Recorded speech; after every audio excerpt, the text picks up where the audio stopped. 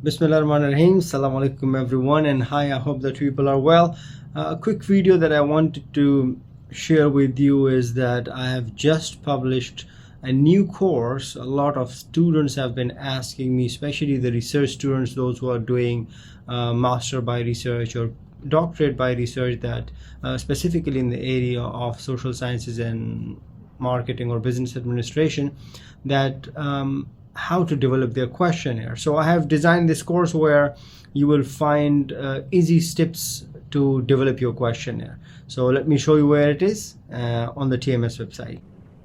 So when you come to the TMS website, the marketingschoolonline.com, there's the front page. This is the main page, home page. So you go to all courses, and all courses you can go to productivity, or you can also go to the mini courses, and this is the one that I have just published or just launched. View the product and read the description. You will see that there are many steps, easy steps to follow in order to develop your questionnaire. Altogether around 8 lectures, and very easy.